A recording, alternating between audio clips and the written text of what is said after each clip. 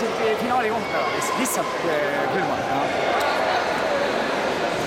Ta tahtis nii palju minna, et võib-olla oleks pidanud nagu tagasi hoidma, aga siis oleks ikkagi ära.